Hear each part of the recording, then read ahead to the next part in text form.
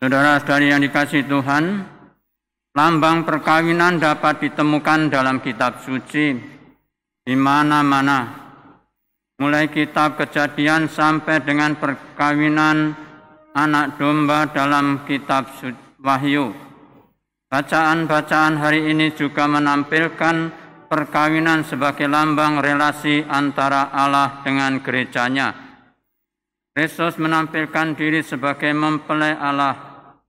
Kristus juga menampilkan diri sebagai mempelai pria dan gereja sebagai mempelai wanita yang terus-menerus mengharapkan kekuatan dan dari mempelai pria.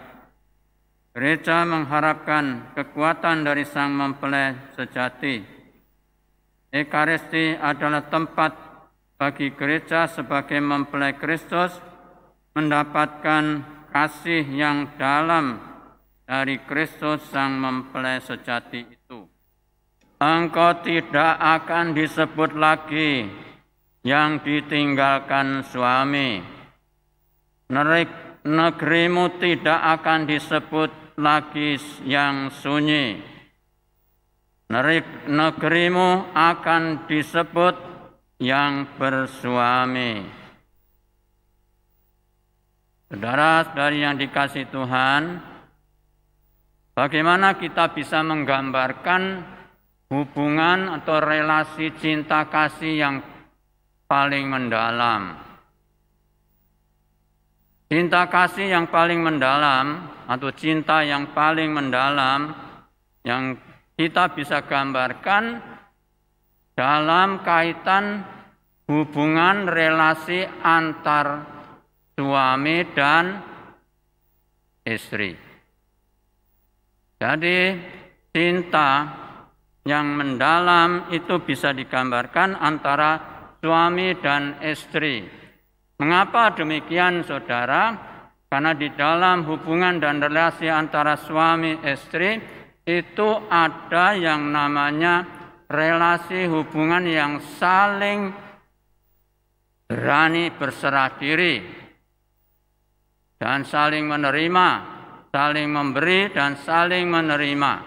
Memberi secara 100% dan menerima pula 100% apa yang ada di dalam diri pasangannya.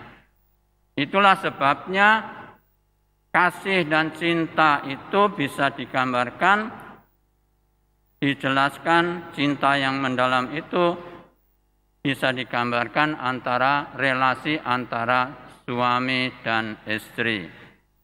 Nah, saudara-saudara, dalam kitab suci pun kita mendapati menjumpai bahwa cinta Tuhan terhadap umatnya itu juga sering digambarkan cinta antara suami dan istri, mempelai pria dan mempelai wanita.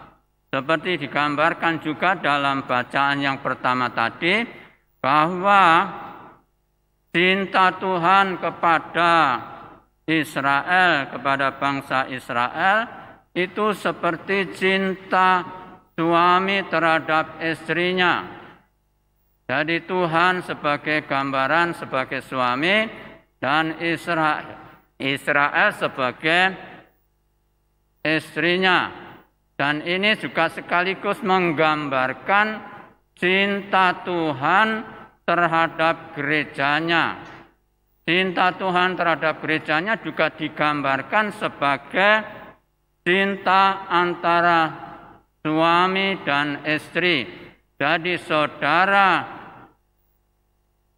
dari Tuhan dan saudara itu dikaitkan, dihubungkan sebagai relasi kita, sebagai relasi antara suami dan istri.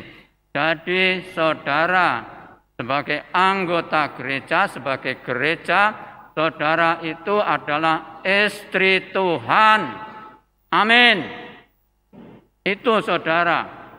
Jadi jelas sekali di sini bahwa Tuhan mencintai kita semua sebagai istrinya. Artinya apa? Artinya bahwa Tuhan sungguh-sungguh mengasihi, mencintai kita secara total, sepenuhnya. Mengapa digambarkan seperti itu, saudara-saudara? Karena memang ya sekali lagi bahwa cinta yang begitu mendalam, cinta yang sejati itu juga didapati, diperoleh di dalam hubungan dan relasi antara suami dan istri. Jadi saudara-saudara yang dikasihi Tuhan, kita semua dicintai Tuhan sebagai istrinya. Oleh karena itu Tuhan yang mencintai kita, sungguh-sungguh Tuhan yang mencintai secara total untuk kita, agar kita boleh menikmati sukacita dan bahagia. Amin. Itu saudara. Oleh karena itu jelas di sini bahwa Tuhan sungguh-sungguh mengasihi kita, mencintai kita, dan bahkan karena cintanya kepada kita, Tuhan rela menjadi sama dengan kita sebagai manusia, dan juga Tuhan mau mengalami suka duka kita, masalah-masalah kita di dalam hidup kita. Tuhan menjadi sama dengan kita kecuali dalam soal dosa.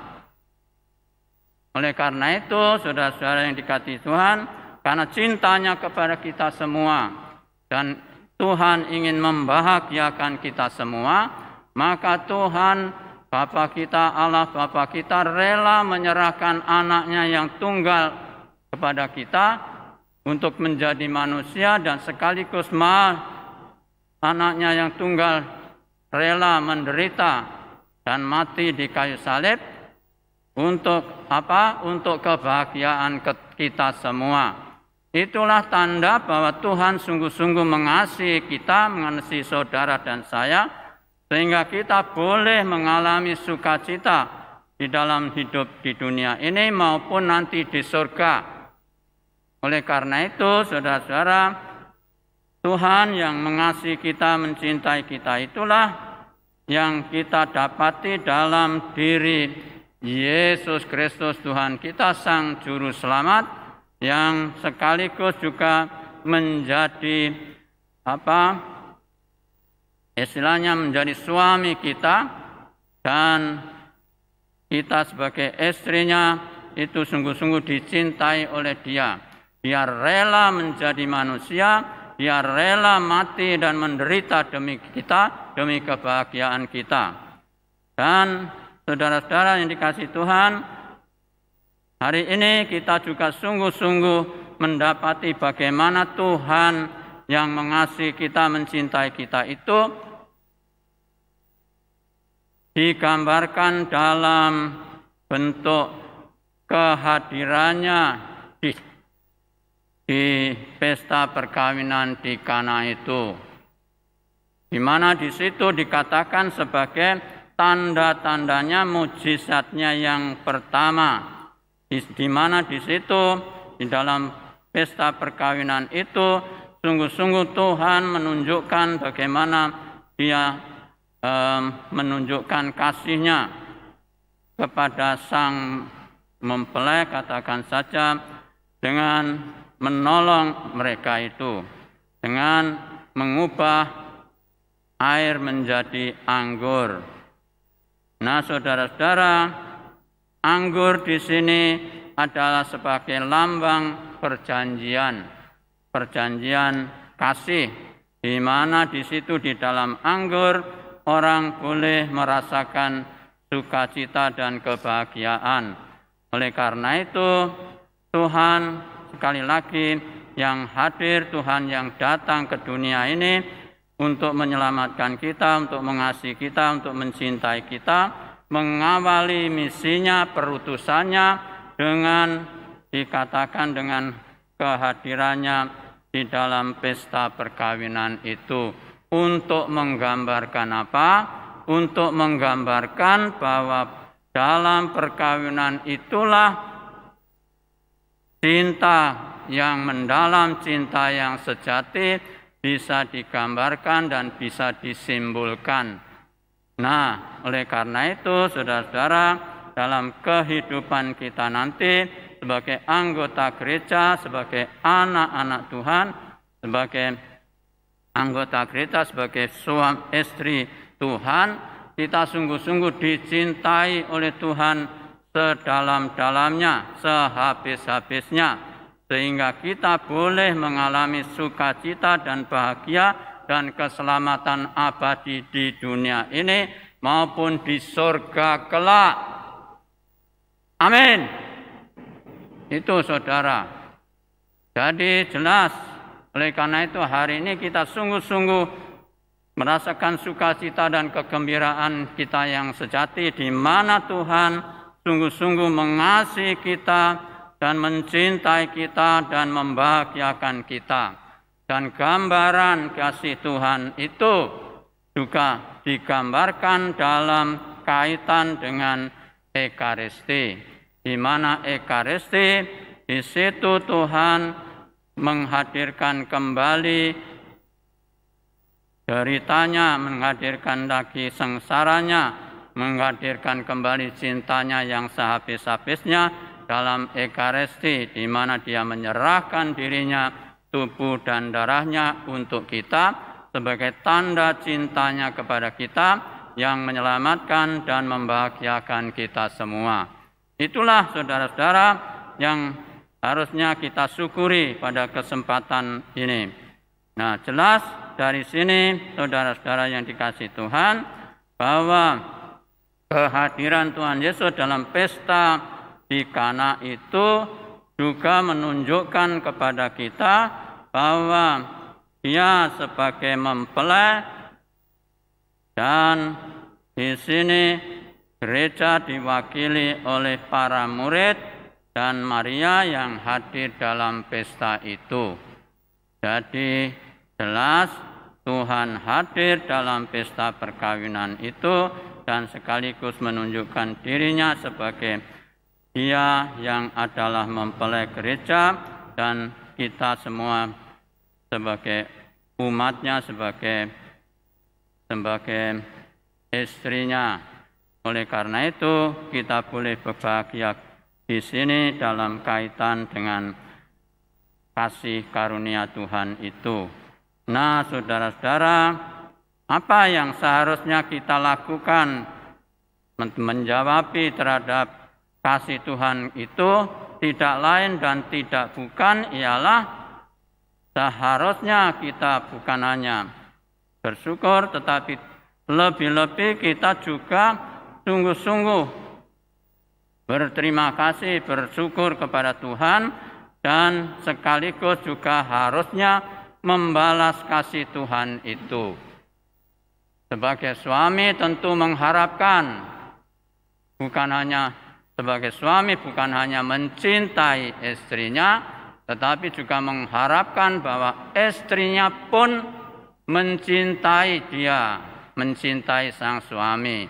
Oleh karena itu, Anda sekalian, kita sekalian yang dicintai oleh Tuhan, juga harusnya membalas kasih Tuhan itu secara utuh dan setia sampai akhir hayat kita. Amin. Amin. Nah Tuhan, saudara-saudara, dari sini jelas bahwa kita semua harusnya jelas bukan hanya bersyukur, tetapi juga membalas kasih Tuhan itu dengan mengasihi Dia setia sampai akhir hayat kita. Oleh karena itu dalam hidup kita jelas kalau kita sungguh-sungguh mengasihi Dia, maka kita juga sekaligus selalu rindu bertemu dengan Dia. Kapan kita bisa bertemu dengan Dia? Dalam masa pandemi ini, banyak orang juga rindu untuk bertemu dengan Yesus Kristus Tuhan kita dalam Ekaristi. Bahkan orang sering tanya, kapan Romo kami boleh ke gereja, boleh merayakan Ekaristi dan seterusnya, saudara-saudara. Itu sebab itu bentuk kerinduan. Nah, cinta memang ada kaitannya dengan kerinduan. Kalau orang mengasihi, mencintai, tentu orang juga pasti akan merasakan rindu. Oleh karena itu, kita boleh mengatakan kepada Tuhan, Tuhan, aku rindu padamu. Ibarat sungai yang kering, tiada air, menanti hujan turun dari langit, kerinduanku padamu ya Tuhan tak pernah berhenti, walau berjuta godaan mengganggu. Aku cinta kepadamu ya Tuhan, tak terbatas waktu dan tak akan ada selain dirimu. Amin. Amin. Ibarat sungai yang kering, tiada air, menanti hujan turun dari langit. Kerinduanku pada dirimu tak pernah berhenti, walau berjuta godaan mengganggu. Aku cinta kepadamu, tak terbatas waktu, takkan ada selain dirimu. Cinta yang telah kita bina, pahit manis berdua, demi cintaku hanya untukmu, demi cintaku hanya untukmu.